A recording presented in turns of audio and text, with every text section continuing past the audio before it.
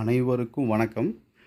நம்ம இன்னைக்கு இந்த வீடியோவில் என்ன பார்க்க போகிறோம் அப்படின்னா, டிட்டர்ஜென்ட் லிக்விடு, டிஷ்வாஷ், சோப் ஆயிலெல்லாம் நம்ம யூஸ் பண்ணுற ஒரு சில கெமிக்கல் எப்படி இருக்கணும், கூடவே இந்த டிரான்ஸ்பரண்ட் ப்ராப்ளம் வருது அப்படின்ட்டு அதை எப்படி சால்வ் பண்ணுறது அப்படிங்கிறத பற்றி இந்த வீடியோவில் நம்ம விலாவாரியாக பார்க்க போகிறோம். அதுக்கு முன்னாடி நீங்கள் நம்ம சேனலுக்கு புதுசாக இருந்தால் மறக்காமல் சப்ஸ்கிரைப் பண்ணிக்கிங்க. உங்களுக்கு தேவையான நிறையா விஷயங்கள் நம்ம சேனலில் இருக்குது. ஃபஸ்ட்டு நம்ம ஆசிட் சிலரியை பற்றி பார்த்துடலாம். நம்ம ஹார்டு ஆசிட் சிலரைத்தை நம்ம யூஸ் பண்ணணும். இதில் 2 வகை இருக்குது. ஐபிசிஎல், டிபிஎல் அப்படின்ட்டு 2 சிலரி இருக்குது. நம்ம டிட்டர்ஜென்ட் பவுடருக்கு யூஸ் பண்ணும்போது டிபிஎல் சிலரியை நம்ம யூஸ் பண்ணணும். இதே மாதிரி சோப் ஆயில், டிட்டர்ஜென்ட் லிக்விட், டிஷ்வாஷு இதுக்கெல்லாம் நம்ம ஐபிசிஎல் சிலரைத்தை யூஸ் பண்ணணும். டிட்டர்ஜென்ட் பவுடருக்கு யூஸ் பண்ணுற டிபிஎல் சிலரியை நம்ம டிட்டர்ஜென்ட் லிக்விடுக்கும், டிஷ்வாஷுக்கும், சோப் ஆயிலுக்கும் யூஸ் பண்ணலாம். ஆனால் என்ன அப்படின்னா, டிரான்ஸ்பரண்ட் இதில் கொஞ்சம் கம்மியாக வரும். இந்த லிக்விட் ஐட்டத்துக்கெல்லாம் நம்ம யூஸ் பண்ணுற சிலரி 90% உள்ளது இருந்துச்சுன்னா குவாலிட்டி அருமையாக இருக்கும். லிக்விடுக்கு நல்ல திக்னஸ் கிடைக்கும். அடுத்ததாக காஸ்டிக் சோடா ஃப்ளேக்கு. இந்த மாதிரி நம்ம இப்போ படத்தில் பார்க்குற காஸ்டிக் சோடா ஃப்ளேக் யூஸ் பண்ணுறது நல்லது. இதில் காஸ்டிக் பொட்டாசுன்ட்டும் வரும், அதை யூஸ் பண்ண வேணாம். இந்த மாதிரி காஸ்டிக் ஃப்ளேக்ஸ் யூஸ் பண்ணுறது சிறப்பானதாக இருக்கும். இதை பற்றி உங்களுக்கு ஏற்கனவே தெரிஞ்சிருக்கலாம். அடுத்ததான் சிபிஎஸ்எக்ஸ் பவுடரை பற்றி பார்க்கலாம். இந்த சிபிஎஸ்எக்ஸ் பவுடர் கொஞ்சம் விலை அதிகமாக இருக்கும். நீங்கள் இதுக்கு பதிலாக டினோபால் யூஸ் பண்ணலாம், ராணிபால் யூஸ் பண்ணலாம். அடுத்ததாக எஸ்எல்இஎஸ் பற்றி பார்க்கலாம். இதில் எஸ்எல்எஸ் அப்படிங்கிற பவுடரும் வருது. எஸ்எல்எஸ் பவுடரை நம்ம டிட்டர்ஜென்ட் பவுடரில் மட்டும்தான் சேர்க்கணும். டிட்டர்ஜென்ட் லிக்விடில் நம்ம இதை சேர்த்தக்கூடாது. ஒரு சிலர் சொல்லியிருப்பாங்க, எஸ்எல்எஸ் பவுடரை நம்ம எஸ்எல்இஎஸ்ஸாக லிக்விடாக கன்வெர்ட் பண்ணி அப்புறமா நம்ம லிக்விடில் ஜாயின் பண்ணலாம், லிக்விடில் ஆட் பண்ணலாம் அப்படின்ட்டு சொல்லியிருப்பாங்க. அது தவறான முறை. அதில் ஈத்தர் கிடையாது. அப்படிங்கிறதுனால அது பவுடருக்கு மட்டும்தான், எஸ்எல்எஸ் பவுடருக்கு மட்டும்தான் யூஸ் பண்ணணும். லிக்விடுக்கெலாம் அதை யூஸ் பண்ண முடியாது. லிக்விடுக்கு எஸ்எல்இஎஸ் லிக்விடை மட்டும்தான் யூஸ் பண்ணணும். எஸ்எல்இஎஸ்ஸு கோத்ரேஜ் கம்பெனி 28% நீங்கள் யூஸ் பண்ணீங்க அப்படின்ட்டா உங்களுடைய தயாரிப்போட குவாலிட்டி சிறப்பாக அமையும். அடுத்ததாக இடிடிஏவை பற்றி பார்க்கலாம். இடிடிஏல 2 இருக்குது. டைசோடியம் இடிடிஏ, டெட்ராசோடியம் இடிடிஏ அப்படின்ட்டு 2 வகை இருக்குது. இந்த 2 வகையான இடிடிஏவையும் நம்ம லிக்விட் டிட்டர்ஜென்ட்டில் யூஸ் பண்ணலாம், டிஷ்வாஷ்லேயும் யூஸ் பண்ணலாம், சோப் ஆயில்லையும் யூஸ் பண்ணலாம். ஆனால் இது வெவ்வேறு விதமாக யூஸ் பண்ணணும். வெவ்வேறு விதமாக அப்படின்ட்டா எப்படி, வாங்க அதையும் பார்த்துடலாம். இந்த 2 வகையான இடிடிஏவையும் நம்ம ஈஸியான மெத்தடில் எப்படி யூஸ் பண்ணலாம் அப்படின்ட்டு பார்க்கலாம். நீங்கள் வச்சுருக்கிற இடிடிஏவை 1 கிராம் அல்லது 1/2 கிராம் அளவுக்கு எடுத்து ஒரு சின்ன பவுலில் தண்ணியில் மிக்ஸ் பண்ணிக்கிங்க. இந்த இடிடிஏ தண்ணியில் மிக்ஸ் ஆகிறதுக்கு கொஞ்சம் நேரம் பிடிக்கலாம். ஆனால் நல்லா மிக்ஸ் பண்ணிக்கிங்க. மிக்ஸ் பண்ணி இப்போ அதனுடைய பிஹெச்சை பாருங்கள், பிஹெச் செக் பண்ணுங்கள்.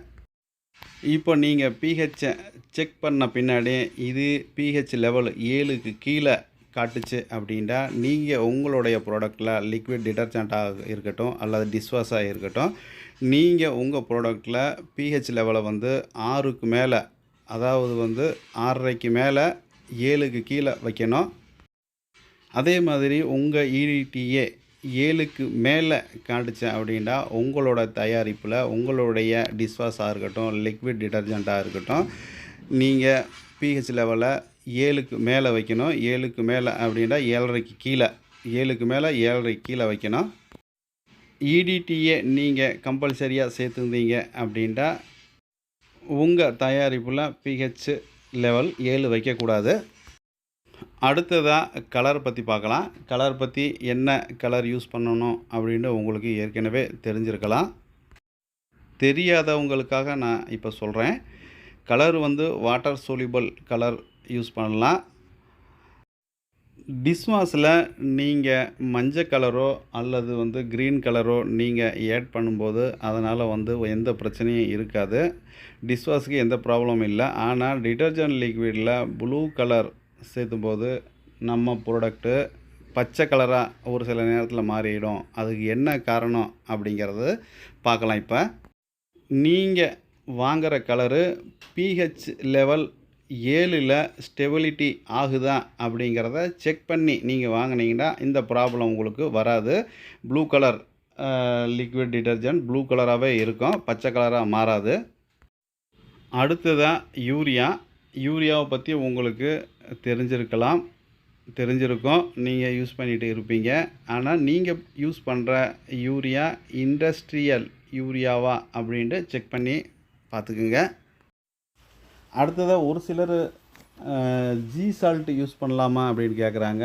ஜீ சால்ட்டெலாம் தேவையில்லை. நம்ம நார்மலான சமையலுக்கு யூஸ் பண்ணுற சாதாரண சால்ட்டு திக்னஸ்க்காக, அதுவும் நீங்கள் SLES உங்கள் ப்ராடக்டில் ஆட் பண்ணியிருந்தீங்க அப்படின்னா சால்ட்டை நார்மலான சால்ட்டை சேர்த்தலாம் திக்னஸ்க்காக.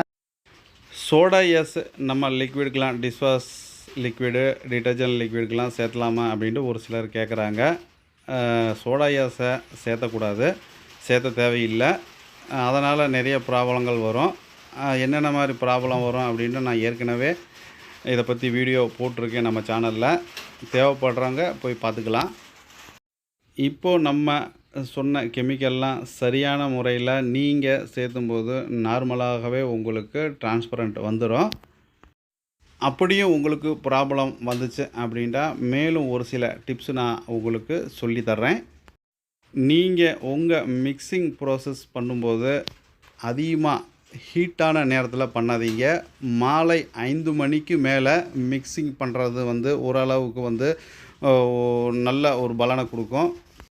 அடுத்ததான் அதிகமான மழை நேரங்களில் மழை அதிகமாக பேஞ்சிட்டு இருக்கும்போது மிக்சிங் பண்ணாலும் உங்களுக்கு இந்த ப்ராப்ளங்கள் வர வாய்ப்பு இருக்குது. நீங்கள் இதெல்லாம் சரியான முறையில் ஃபாலோ பண்ண பின்னாடியும் உங்களுக்கு இந்த ப்ராப்ளம் வருது அப்படின்னா நீங்கள் எதுவுமே பண்ணாதீங்க. 24 மணி நேரத்துலேருந்து 48 மணி நேரம் வரைக்கும் உங்கள் ப்ராடக்டை தனியாக எடுத்து வச்சுருங்க. எந்த ஒரு ப்ராசஸும் பண்ண வேணாம். இப்போது 48 மணி நேரம் கழித்து நான் எடுத்து பார்த்தேன், ஓரளவுக்கு டிரான்ஸ்பரண்ட் வந்துருக்குது, இன்னும் எனக்கு திருப்தி இல்லை, இன்னும் கொஞ்சம் டிரான்ஸ்பரண்ட் வந்தால் நல்லாயிருக்கும் அப்படிங்கிற நேரத்தில் கொஞ்சமாக சிட்ரிக் ஆசிடை ஆட் பண்ணிக்கிங்க. இந்த சிட்ரிக் ஆசிடை ஆட் பண்ணும்போது நீங்கள் உங்களுடைய pH லெவலை சரியான முறையில் மெயின்டைன் பண்ணிக்கிங்க. கவனம் தேவை, pH லெவலில் கவனம் தேவை. இந்த வீடியோ உங்களுக்கு பிடிச்சிருக்குன்னு நினைக்கிறேன். பிடிச்சிருந்தால் லைக் பண்ணுங்கள், ஷேர் பண்ணுங்கள், என்னுடைய சேனலை சப்ஸ்கிரைப் பண்ணுங்கள். நன்றி, வணக்கம். மீண்டும் அடுத்த வீடியோவில் சந்திக்கலாம்.